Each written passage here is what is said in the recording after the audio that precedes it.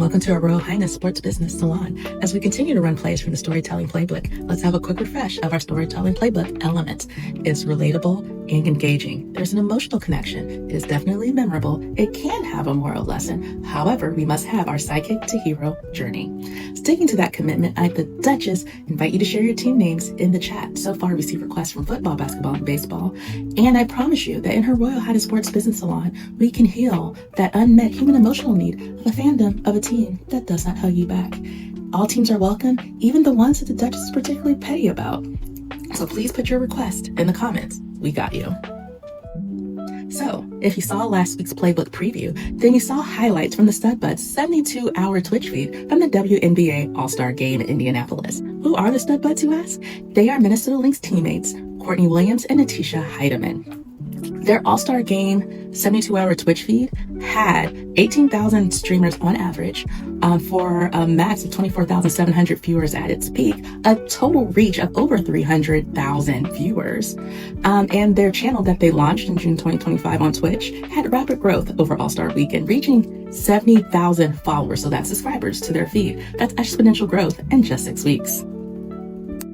So, if you saw last week, the Duchess launched her first Royal Sports Business Salon, Commandment, because we were both mad and disappointment at the open A's, and we are still waiting for amplification for Denzel Clark and Nick Kurtz. However, thanks to the StudBudz, we are feeling empowered, elated, and inspired. And with that whimsical positivity, we are launching our second Royal Sports Business Salon Commandment. When you're inspired to shine light on your awkward Black girl, activate your Issa Rae, and quoting the BET Gospel Award-winning artist Glorilla, let her cook. So let's unpack this commandment. I would be heartbroken if you were unfamiliar with the majesty that is Issa Rae. She is most known as a creator of Insecure, the AFI and Peabody Award-winning series and masterpiece that was on HBO. Or come award season, she's a person who is both memorable and memeable for rooting for everyone Black.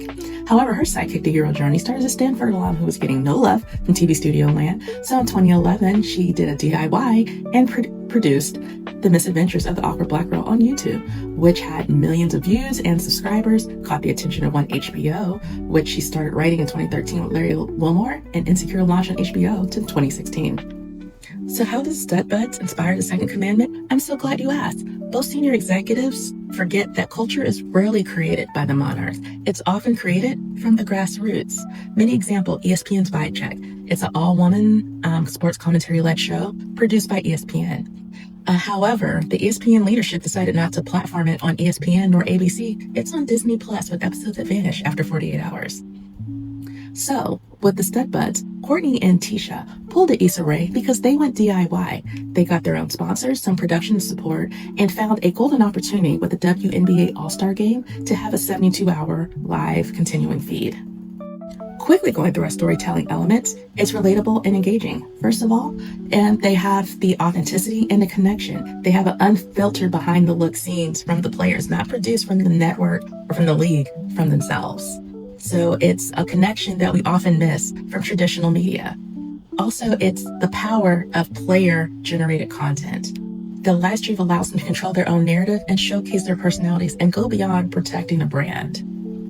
There's an emotional connection because you have the StudBudz embracing their identities as both Black and queer athletes, further expanding an atmosphere of inclusivity, and it's memorable. Fun is the product. Individuals are unwinding and celebrating each other, and sometimes doing so while being inebriated. And apparently the WNBA commissioner likes to not give you buck. Who knew? I learned something new that day. And you have the sidekick to hero journey. So not only did that 72-hour Twitch feed boost the visibility, exposure, and merchandise collaboration for the StudBudz, it had the joint benefit of doing so for the WNBA also. Definitely securing a bag. Quick lesson. Commandment number 2 is very important because while the halls of power do control investment, they do not have the power to create culture.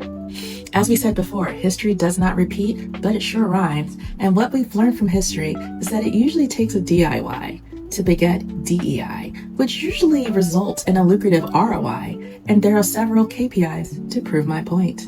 Something for you to consider, another accessible way to run a successful play from the Storytelling Playbook.